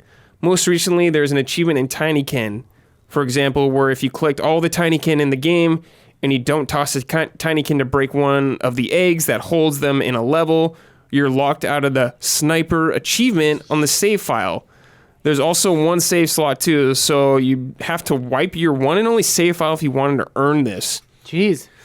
A lot of older JRPGs are guilty of having loads of missables too. Final Fantasy IX, for example, has a sword, Excalibur 2, I remember this, that requires the player to reach the first save point in the final dungeon under a certain amount of time.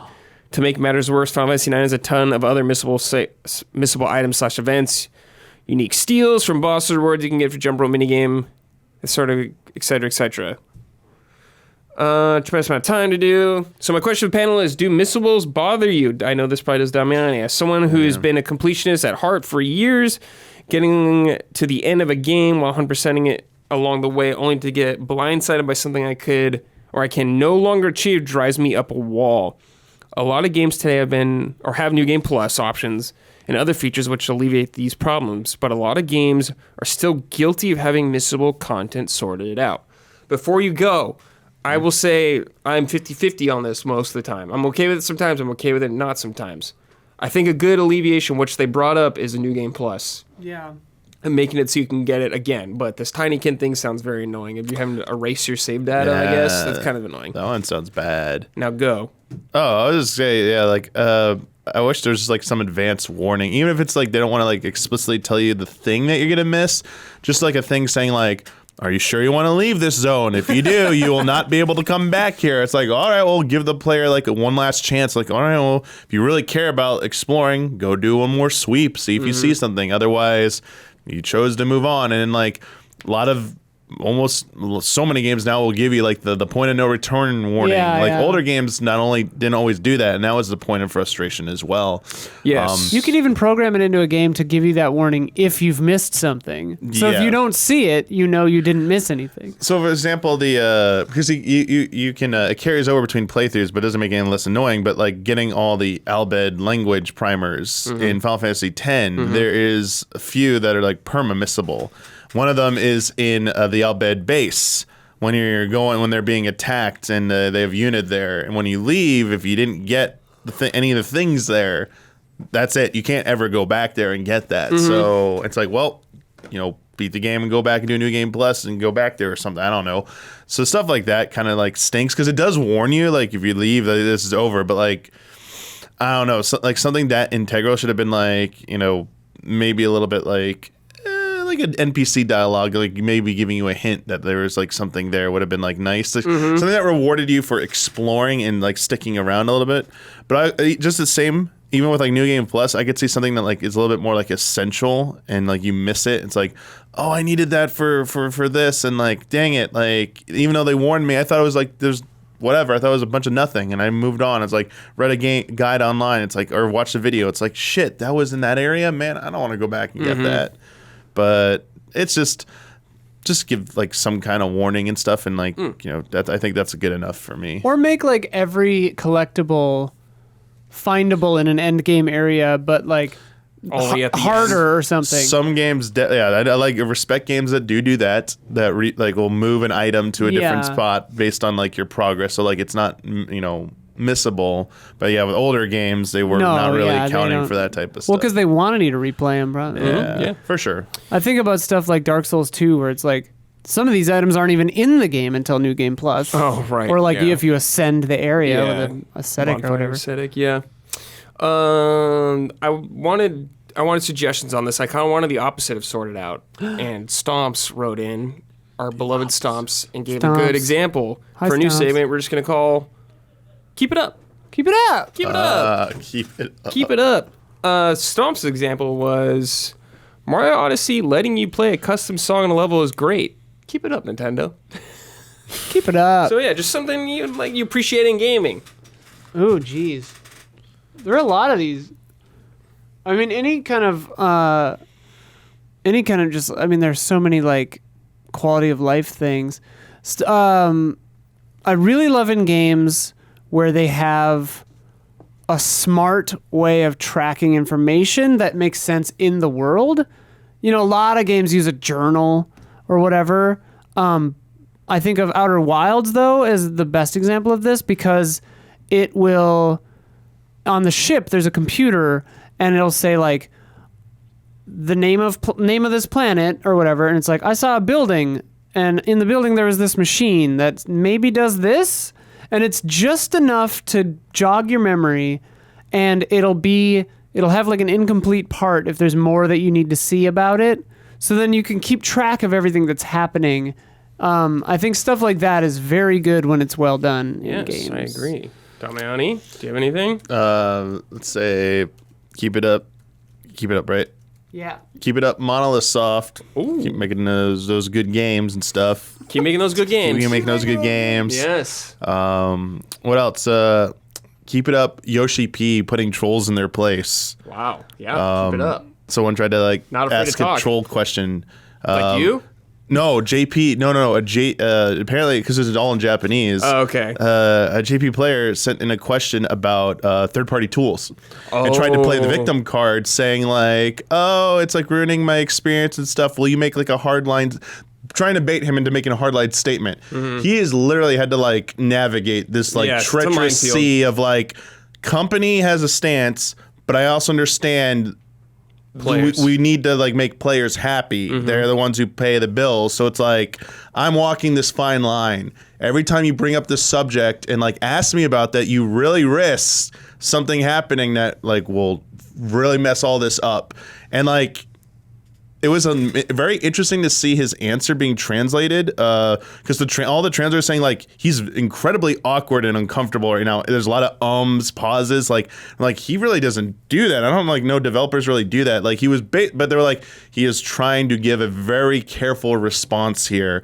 But like basically said, this is the last time I'm talking about this shit. This is all we're saying on the subject. It's like basically behave. Like don't be like assholes and flaunt this shit and don't do stupid stuff with it, and like as long as you're not affecting anyone else, we're not gonna do shit about it. Yeah.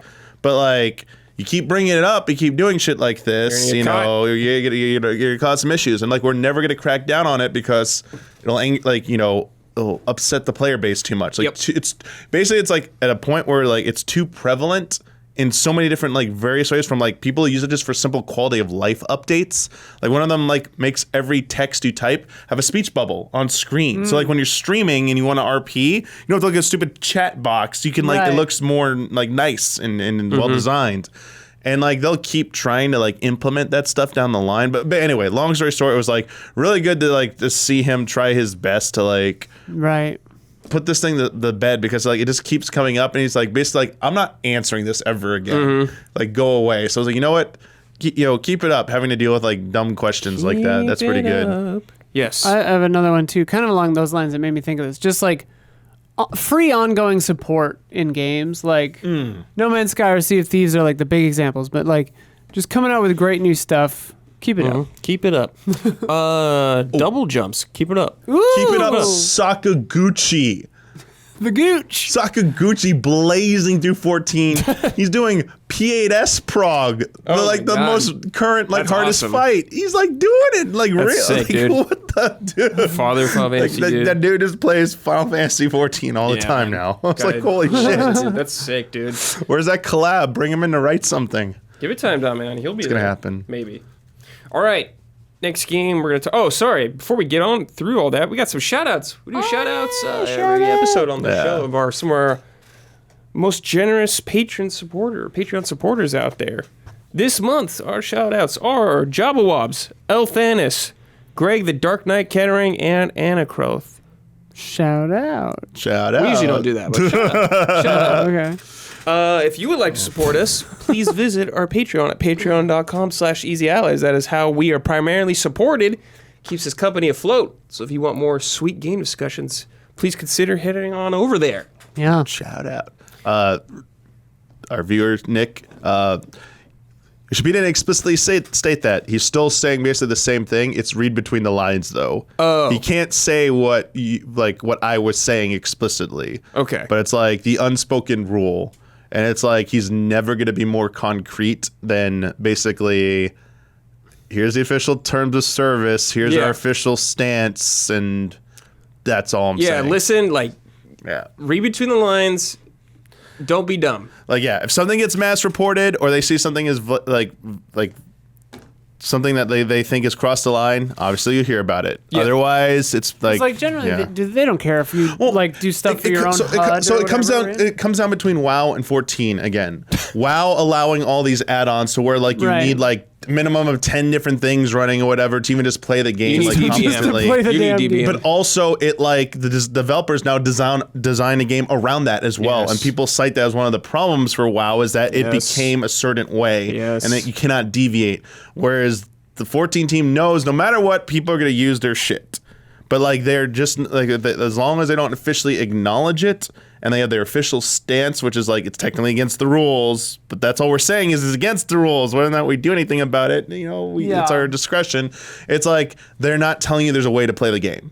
And it's Yeah. like they're letting players like figure it out themselves. Basically, it's like personal choice thing here. It's like you want to use it, go ahead and use it and stuff. If you don't want to use it, that's cool. But like someone using something that helps them play the game that isn't crossing any lines is like it's not real. Like who cares? Like Right. just chill out. Right. Like, but apparently like they're like crusade warriors, like on party finders. They're like. If you like nobody using any of this, or I will like kick you, and like it's players being dumb again. Yeah. So yeah, Hell is other people. Next game is Super Mario Odyssey. yo, We played a little bit of this after we Yeah, watched the Mario, after the Mario trailer. movie We were feeling the trailer. Mario vibe, so me and Damiani booped up. lamenting how it doesn't look as good as the Mario movie. Yeah, That's we're cool. like, yeah, like this game looks this like looks shit. old. And it looks looking like movie. ancient. What's going But on we here? played a little bit of this game. To me, this game is still delightful. What a damn good Yes. time. I've been enjoying this more than I remembered. So I've been playing a little bit on my own too. Nice. Just a little bit, just to diving in a little bit. And man, it is so much fun. Mario feels really good to move around. I think Cappy is a really fun addition. I don't think it's something you need to like revisit necessarily down the well or down the line or anything like that. You don't need to do it again, but it works really well here. Damiani, tell me about Odyssey. It was just good to go revisit it because I don't think we put that much time into it. No. In a long time, like years. Yes. So it was good to have that amount of time spent to more fairly judge how it held up. Yes. And I think it was like holding up very well. Yes, I agree. Because that was one of the things I always am concerned about is like the game comes out, it's really damn good. You play it a lot within like a short period of time, and then you kind of don't go back to it for a long time, if like maybe ever. Yes. You watch other people going back to it and like, oh yeah, it still looks good, but you're going back to your own emotions and thoughts from back then, but like you haven't like updated it, you haven't like reflected upon it with actually playing it again. So this was that nice opportunity to do that, and through the handful of kingdoms we played through, I felt like we were breezing through it too, which was really nice. I mean, we weren't like But we already knew what to 100%ing do it. too. So the same thing is like it just felt really good to play. And like once ironed out some of the kinks of like, how do I do that again? And like, oh yeah, I remember that. And like, Yes. yeah, we pulled off pulling off the shortcut in New Donk City, like just showing you, that was interesting. The amount of like traversal mechanics they give you is just really fun. He said Mario handles very well. All of the Cappy abilities, like what you could possess, like it's very well designed, very clever stuff. Still like it. Just like the caterpillar thing. Yep. This sticks out so bullet. much. I like the bullet bullet bill. was so fun, seeing how far you could go with it. We didn't get to it, but like later on when you get like New Donk City, like when you actually play it, like the tank, like controlling like the tank. You did do that. Wait, oh yeah, we did do that. And you do that in the Forest Kingdom too. But I avoided doing it in the Forest Kingdom. But also like other, like people and taxis and like cones to launch yourself. The electric dude, I gotta say, Nintendo really has a great relationship with Universal. Like some of their best gameplay ideas might come from Universal. I mean, there's a whole Donkey Kong versus Nintendo, King Kong versus Donkey Kong, which famous lawyer named Kirby helped defend them for. Yes, that's true. That's one thing there. But did you know that like I think the movie that single-handedly inspired so many different gameplay things in Mario franchises, or Mario Tangent franchises, Casper 1995, Casper the Ghost. We've got Bill Pullman using a vacuum to suck up ghosts, literally Luigi's Mansion. We have Casper getting into the electric power lines and riding it across, just like in Mario Odyssey when Mario even turns a little glowing ball. It's like, they are like Universal movies, or that's a Universal production there. I think Nintendo really likes to look at Universal for like influence and inspiration there. So Did you just come up with that on the fly? when I rewatched Casper, I was literally like, oh my god, how much Nintendo shit came from this thing right here. I think we could Nintendo, we could make a video essay they about steal that. ideas. Yeah. They just steal ideas, is what you're telling me. That's They're wonderful. inspired Koizumi. by, Stealing ideas. stealing some ideas. Stealing Whoever made some Luigi's ideas. Mansion, but like this stuff like that is fun. Like the desert thing, like using the statues, the shades to reveal like the secret things. I love that bit. We didn't do the thing where we rode like the kind of like the lynx looking thing, like the Egyptian lion or whatever that like rides through the poison. Like we did the bullet bill trick where we got up there without having to do that. Boss fights, some fun stuff like the tank one with the caterpillar. Yeah, that is cool. It's really cool. The 2D sections are really neat. Okay, yes. That doesn't get enough credit how cool that is. It just looks really beautiful too, Yeah. like on the 3D stone, like rotating. And you didn't get to stuff. see it at any point. Like if you're just like looking at, it's good stuff. And then even there, they have secrets within there. Like you go like because maybe if you go left here, like is that a wall or is it just like is the building gonna do a 90-degree angle and fold? Like it just goes over there. Like really fun stuff. And then just to see what you can get away with in that game. Like just, even though they're not obstacle courses, like they don't look like Mario 64 courses, they're more refined. They have very good themes in them. They're definitely a little bit more like guidance about where to go. Yep. But you still feel like you could try out a lot of things and have that sense of freedom. And long time coming, the change of like not ejecting you out of the level when you get something. I don't know why it took so long, but thank you finally for trying it out, Nintendo. Isla, I know you like this game too. I love it. Talk to me. I mean, Tell me about it. Yeah, I mean, but I seconding everything Damiani just talked about, but I also just love the color palette of this game. It's a gorgeous game. I think the music and sound design are really, really good. Like the second he said the electric thing, I just hear the noise. It's just a gorgeous, wonderful, wonderful game. And I also really like the kind of story twist. Not twist really, but like the ending and like what happens afterwards. It's cool. I like it. I don't know. Sure. It's a wonderful game. Yeah. Dummy, when I was playing this, it reminded me of when I played Galaxy a few years ago when we all bought it because Nintendo said, we're only making this for a limited time, so you better get it now. So we did. Yeah. is this game is just like relentlessly creative of just throwing awesome ideas at you, just so frequently, so often. And we're just like, damn, Koizumi, Yeah. take a break. And he has Galaxy been. feels to me a little bit more linear. Yes, It's not it is. Yeah. It is. it is objective based, Yeah. where like when you go in there, you're going for that star. And there is a benefit to that sometimes. Sometimes because absolutely. you know where the player has to go, like you can like throw a few more creative things. But not to say in Odyssey that they still don't achieve kind of like the same thing. Which hopefully we talked about earlier. The question about like can I buy Bowser's Fury alone? It's like for those of you who haven't played Bowser's Fury, like it feels like that's even like kind of like the next step is you could do all these things and you don't get ejected from level because there is no level. It's like the more stars you collect, you like alter the landscape around you by like doing that, and like some are permanent, some are temporary, and like that is kind of like the most intriguing thing is to see them do stuff like that. But like the gravity stuff, even Odyssey does do that. Like in one of the 2D segments, like they have the gravity stuff. Like you can go up and down. It's like a basic version of it, but like they still give it a nod. Also, as much as I love like Galaxy, I hated like having to go around Planetoid sometimes, like upside down, and the control and and controls would go inverted. Yeah, it got a little funny. Yeah, I mean it's serviceable, but like I was never like the best. I always wanted like, can you just make Galaxy on like normal flat surfaces and stuff, like a normal planet or normal. Well, it'd like, have to be the like weird wavy map globe thing. I just love Odyssey for being an Odyssey and for being a love letter to Mario, and like obviously a huge evolution of Mario 2, but it just feels, even playing it the first time, it just feels like a classic, I think. Like as I was playing it, I'm like, this is the vibe this game's sick. that I have been missing, and it just feels so solid and so good. Time for the opposite opinion. This is from blah blah blee. Hey gang, I recently beat Super Mario Odyssey and was kind of bummed by how underwhelmed I was. I enjoyed the enemy abilities and some of the platforming offered by the hat, but I found the larger areas, random realistic graphics, the T-Rex dragon, and soundtrack to be steps back for the series. Ending sequence was pretty sweet though. Overall moment-to-moment fun / wonder just wasn't what I was getting during the Galaxy installments. Are there any elements in the past 3D Mario games you want to see come back, or is this the future just bigger and more open? None respect.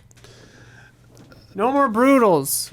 Yeah, I really don't like the Broodals. I think that hurt a little bit. I mean, Bowser's still like the villain, but I don't know. Yeah, Man, it's so funny to me how much people hate the Broodals. that was, Like, I don't even give a shit about them, but everyone's like, fuck the Broodals. fucking Broodals. yeah. It's like having like the Koopa kids and like Bowser and Yeah, stuff was like just a whatever. little bit. I don't know. I mean, the Koopa kids fought kind of like the same kind of mechanics as the same thing, Broodals. yeah. Yeah. It's just like thematically, people like that a little bit more. I mean, that's my thing. Is like the Broodals should have just been Koopa kids, because it's like they are. So why make this gross family? Yeah.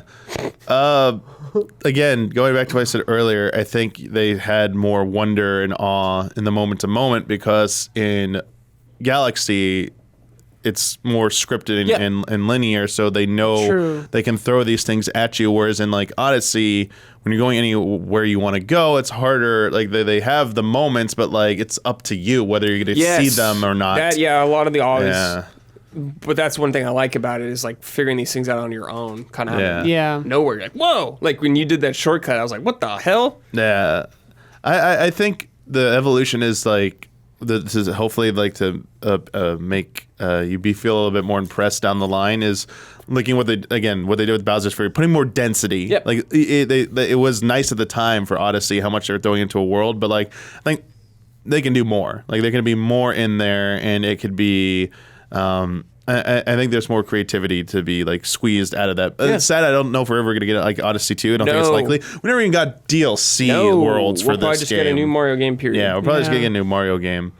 But yeah, music-wise, it's kind of hard to compete with Galaxy. Sure. Galaxy had a really good overall soundtrack. Though Odyssey has some got some really great good Some nice songs. stuff. Yeah. Well, and also, what you were saying makes me think like modern games, like 3D games where you have camera control, makes the player a cinematographer, right? And like everyone can make for themselves cool cinematic shots. I think we all do it. Like you get to the top of a precipice and you just go like, oh, I mean, we And you do can it for take reviews and screenshots stuff. now, for God's sake. Yeah, and I think that's really cool. The other thing I remember a lot of people complaining about with Odyssey at the time was that it was too easy. I know some reviews were like, this is too easy, and it's like, play the endgame stuff, because that stuff gets very hard. Most 3D Mario games are pretty easy. Exactly. Yeah. But like the challenge stuff is after you beat the game, quote unquote. So it's like, yeah. 2D Marios have like, especially more recent ones, they always like hold stuff to like their end game. Yeah. But even like Champions Road. I mean that's 3D. Like 3D World had Champions Road. yeah. Galaxy has all the challenge stars. Some of those can be like a little that's like frustrating for post-game people. stuff usually. Yeah. I forget Odyssey which does that one too. was it. 3D Land held half the game back when you beat Bowser. There's like a whole like half of the game left, like post game, like Luigi or Damn. something, Whoa. Luigi courses or whatever, and you can go. Oh yeah, that's right. need to play that game The again. Year of Luigi. I just remember that because in the review, we're like, weren't allowed to mention anything. I'm like, that's 50% of the game you can't talk about. Like, what? Yeah. It's like, okay, Yeah. cool. All right, final game. Isla, you've been playing Walkabout Mini Golf VR? Hell yeah. Tell me what the hell this is. Don and I first played this on a stream, and then I've since gotten it at home, gotten it working at home through the Oculus Link cable on my Quest 2 or whatever. It's just cool. It's just a fun mini golf game. I love mini golf. You'd like this game. Cool. It has a lot of really cool courses. You can find lost balls. The physics are good. The sound design's really good. I played the most recent release. They also just keep releasing more courses. They're Excellent. like $3 a piece. Okay. You just add them. The most recent one I bought, even though I was a little nervous, it was Underwater? 20,000 Leagues Under the Sea.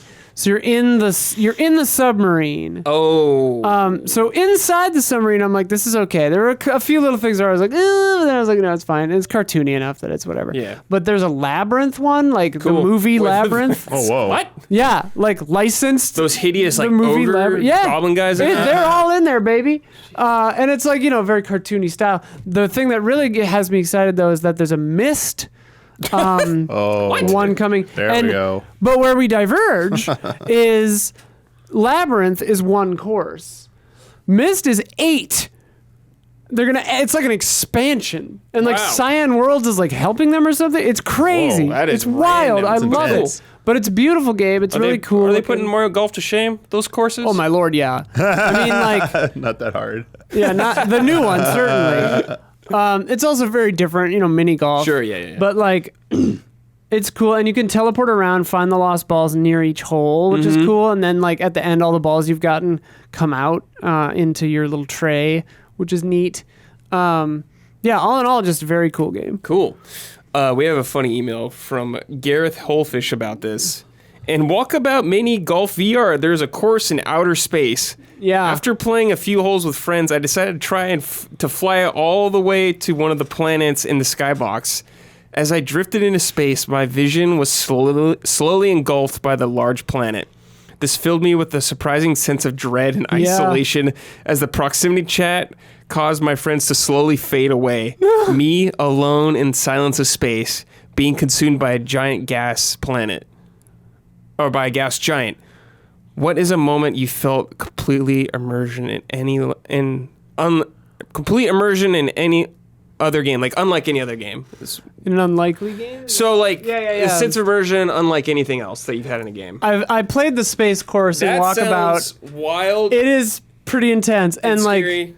sometimes the gravity is a little weird on the ball, which is cool. Oh, but that is like cool. you can like just like walk up to the side of the thing and just look off into infinite space, Yes. and like that's pretty wild. I mean, playing Elite Dangerous in VR is amazing and horrifying, especially because to travel to a new star system, you lock onto the sun of that system and like warp directly into the sun. And if you don't like change your trajectory, you'll crash into a star. It's pretty horrifying. I've heard there's an Outer Wilds VR mod, which would be very intense. That is cool. Yeah, there is so many things like that. But yeah, like dread is the word for space because it's like the call of the void. It's like you can't stop looking and you want to look, but it's also just terrifying. Yeah. Sense of immersion for me, when I played Resident Evil 7 in VR for the first time. Yeah, I was oh like, boy, I holy bet. Shit. I bet, dude. Holy shit. Especially the first part. Yeah, Oh, that was insanely the tension, terrifying. dude. The kitchen part. Anything for you, Damiani? I You played, you're just like, man, I've never been this immersed. yeah, Not necessarily early when I VR. tried. Yeah, not VR. It doesn't have to be. I definitely tried VR.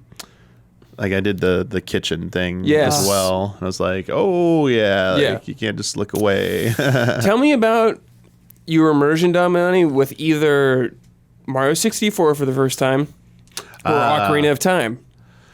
Mario 64 is a good one because it was a funny thing at first was like trying to like learn how to move in 3D. Yeah. So it was a little bit of a barrier at first, Yeah. where it was like the complete opposite of immersion. I'm like, man, you couldn't make this any more clear. This is a video game right now, and like I'm like kind of like fighting to like move Mario correctly. But I think once getting over that obstacle, for people who were moving into like 3D games for the first time, like kind of a one of a kind experience, I don't think you really can have that anymore. Right. Yeah, just like seeing those worlds and like being able to like play around in them in 3D for Yes. like the first time was like such a big deal. Yeah. Obviously, had seen other games attempt like 3D, but like I didn't play through them in their entirety. Only had gotten like a little taste of it. So this was just like cool to see a world like brought to life like this, because it's like it seems so obvious 2D to 3D, but I mean when you're going back to that time period, there wasn't a lot in 3D period, like game-wise, so it was so new and unique to play. And yeah, the like Baba Battlefield, just going up the mountain and stuff, like it was just a simple little spiraling thing. It's not even like spirals, it's like it's like octagons going around it. It's I like, mean, there are no things just circles. like Mario sliding down a hill impressed me at the time. But like where I was like, whoa! the castle, having a hub environment like that, I think true. that helps so much. You're right, it did. Like, really Being able to climb the trees love outside just and like stuff. running around that castle. Absolutely. Sometimes, like in older games, just like Myst or whatever, like the sound design really just puts you there. Like hearing the wind change if you go next to a building or whatever, stuff like that. I really love that. Alrighty, it's time for some emails. If you want to send an email to this show, you just got to be a $5 and up patron. You can I post the Frame Trap thread usually on the Sundays before the show or the episode, so you can just submit right there. We'll go through them.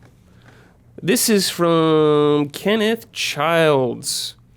Hey, allies. Steam Next Fest just ended, and it got me to play so many demos. Picking out the ones that looked interesting and giving them a shot really felt like I was discovering some hidden gems. A similar feeling to when I was a kid and would browse through the offerings at Electronic Boutique. Haven't heard that in a long time. EB, dude. Do any of you ever try to find something new outside of what's been advertised / recommended to you? Love and respect, Ken. P.S. My top 3 Next Fest demos were Hunt the Night. Think A Link to the Past crossed with Bloodborne. Okay. Oh, cool. Okay. Rusted Moss.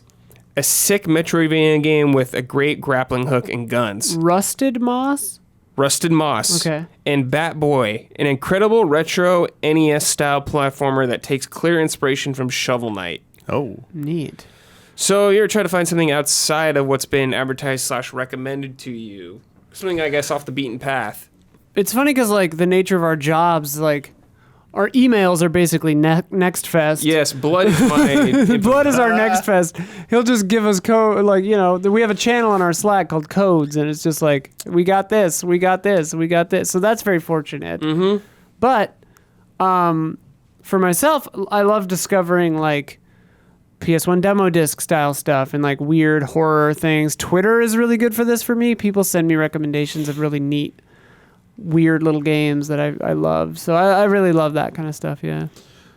yeah. Back in the game trailers days, honestly, because you know you'd have to like discover different appointments, and sometimes like you know just where you're going on assignment. Like E3s would just be, I'm going to check out some rare game. I'm like, oh, I might have heard of this, or I saw it in the trailer, but I'm curious how it like played. So yeah, it's part of like you're going to preview it, but at the same time, something I probably might not have like ever tried out on Yeah. my own. Yeah. So definitely were like a few of those first few E3s, like definitely like getting to like, because you just wanted to play everything that was there at first. And then those, I'm trying to think like a specific one. Well, like one, let's see some ones. I actually played, I saw Outer Wilds at E3, like very, very, very, very early. Hell yeah. And where I didn't know, like, they were just at that point telling you, like, just play around and stuff. Like, it wasn't like puzzles or, like, they said there'll be puzzles later and everything. And it's like, oh, this is cool. I'm launching off into space. And, like, oh, God. Like, yeah, this is complicated. I think I played it at one of the events and immediately fell into a black hole. And I was like, Yep. cool. Yeah, I think I found the one too. And I'm like, wait, what happened? And I'm like, oh, you're going back and forth in the black hole. You got to, like, restart. I'm like, oh, okay. Actually, one of the Warhammer Space Marine was I played that at E3. Sick. And it was like, oh, that's pretty cool. Like, this one was kind of fun. Yeah. I would never have like tried that because it was like basically like, it was like, oh, it's kind of like a Gears of War type game. I'm like, oh, okay, that's kind of cool. Sure, whatever. Yeah, cool. And we've got an update for you. What? Oh, behind us, the screen. The- Oh, that's fine. It's oh, fine. it is? Okay, Whatever. okay. I was Almost just going to We're almost done. All right, and this last question is from Brandon Ross. Is having so many great games to play a bad thing? With the upcoming holiday season being so stacked with great titles and a backlog of must-play titles, I find myself thinking back on my school years, hearing everyone talk about one, maybe two games. Feels like with so many games, I find myself moving on right when I finish one, and I don't have those strong memories like I used to. Apologies if this was long-winded. I try to keep it short but clear. That's not long-winded at all. That was shorter than everything else. Brandon, that was very efficient. You're doing great. You're doing great, Brandon. It is an embarrassment of riches. Yes. It feels like, especially like October and November of this year. Better than having the droughts Nothing. we used to have back in the day. Yeah. Like, Having nothing. up to like probably like till the 360 PS3 Wii era, they used to like summer droughts were like a thing, or like content droughts where you'd go like months without like a decent game on Yeah. your like platform potentially. And there's just like fewer developers and fewer games were coming out. So I do think take this over that. Yeah. Yeah, I do think though. I do wonder though if like there are like how many smaller hidden gems are not being discovered Oh, because like 3 other tactics RPGs came out like within a month of yours, and it's just like, well, yours was the good one, but nobody played it because like X game had a bigger name or what, like who Yeah, knows, stuff like it's- that. Yeah. It seems like it's a hard, like a really tough problem to deal Yeah. with, and like it's not going to get any easier. It seems like unless there's like a crash of some kind in the industry, it's just more and more games are getting made. So I understand that like Yes. frustration. It's Yeah. sorry, I empathize with that frustration. I don't personally understand it, obviously, but Well, it's especially interesting now that yeah. we're in an era of gaming where independent game design is easier than ever before. Not to say it's easy, but it's just more accessible. That like people are able to be like, well, you're not going to do, Pokemon Snap? I'll make one, and then if a real Pokemon Snap gets announced right before your game comes out, Yeah, you're just it's like, like- well, that's like these other 4 independent Pokemon Snap replacements just got a little kick, a little hit. yeah, that's definitely the risk. It's a big risk to undertake, and as probably an independent developer, I mean, it's just like trying to fight to get noticed has to like be a really, really difficult challenge to overcome. Like Yeah. any kind of boost you get like seems like such like a boon because you get more eyeballs on you. But at the same time, yeah, there's like how many like really good games either came out and no one played them, like, or were in development but they weren't getting enough like interest and they decided to like just back off and like give up before they finished the projects. That's So- why it's Yeah. good to like wish list independent Let 'em know. stuff on Steam, just to like it keeps, and it helps them get investors and stuff. Like I know some people are like, what's the point? It's like, it actually has a point. Like it tells them there's interest and stuff. But yeah, that's who I really think about getting hurt by like there being this embarrassment of riches, because it's like I'm thrilled about it. It's like even if I only play like the first fifth of a game, I'm like, that was sick, Yeah. It's easy for games to get buried nowadays too. Yeah. 'Cause there's so many. There's only a way to like just delete all the clutter of trash that gets like on the storefronts. That would help a lot too. Yeah, that would help. Like, can't tell you how many times I go through, even like the eShop, like, is there something that came out that I want to check out? And like all like these 3 stupid dollar games. Yeah. I'm like, come PlayStation has a ton on. of those too. It's like jumping 3 Taco. I hate visual novellas with nudity, and you're Yeah, just like, cut it okay. I just want to, like, can we just classify those as like mobile games and put them in their own tab? You know, let's do one more. The chaff From tab. Christian. Hey, allies. I just want to share that to a lot of people's surprise, GameFly still exists. Oh, yeah. Whoa. I find it especially useful these days with the increase in game prices making it difficult to play all the games I'd like to.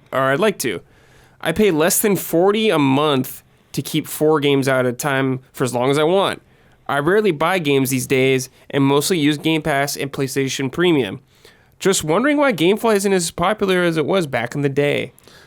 I think just because of stuff like you could just get it instantly digitally. Yeah. Yeah, like Game Pass. Yeah. Yeah. And, like, it was My with that, like, PlayStation you know- doesn't even have a disc drive. Yeah, like at the time when I was using Game Pass, that was like the PS3 360 era where Yeah, GameFly. you could buy games digitally sometimes, but it wasn't as like common, I'd say, unless you're like an indie game more so. Yeah. Well, and you like start the download the night before. And yeah, it'd take forever. You know? Yeah, exactly. I think it's the same reason why physical, like, movie rental things kind of, went away and gave way to streaming services, is because, people like convenience. Yes. Like, you can have those like physical disc out, but I mean, no matter how fast they you send it back, they scan it in the mail, they'll send you another one that's still slower than, like, literally in the same day I could download multiple games from Game Pass and try them all out. Yeah, I like agree. like months worth of games that you would have gotten, I can get like in a day or something, or 2 days. So it's like kind of hard. But if you don't have like the internet, or if you're just like used to it, it's nice that it still exists. The only reason I even see GameFly mentioned anymore is because Wario64 sometimes tweets the used game sales they Yeah. do on there. Oh, yeah. So they definitely still sell used games on there, for sure. Yeah. And you can get stuck in that trap of like keeping a disc out and like paying for months for one disc, and you're just like, I got fleeced. Yeah, I would also say, I don't know how far back they offer games. I don't imagine they go that far back anymore. But like, if they did have something to like cartridges or something like Game Boy Advance or DS, even and 3DS, that might be worth it, because those you don't have something. So I could see for like the Nintendo offerings could be pretty good, since they don't have an equivalent of a Game Pass. I wonder if they would have true. problems with theft with that, because some of those are worth a lot. Probably, but I mean, yeah, not everyone's a jerk, so. Not everyone's a jerk. Not That's everyone's a true. jerk. That's true. All right. I think that's going to do it for this episode. Thanks, everybody, for your write-ins. Appreciate it. I liked Stomps' suggestion about keep it up. Keep it I up. like keep it up. Why don't you send in some keep it up suggestions, too? Keep it Yeah. up. You can do both. if you Sort want. it out, Sort keep it it out, up. and keep it up. Something interests you. Head them up, move them Yeah. out. Isla, thank you for joining us. My Thank you for pleasure. I never know what you're going to bring to this show, so I do enjoy that. Damiani, thank you for joining me as always. And Dawn's back there editing somewhere. Dawn, thank you. Appreciate for you'll be everything editing you this do for us, soon. Dawn. Put you to work, as always. And we'll see you all next time. Take care.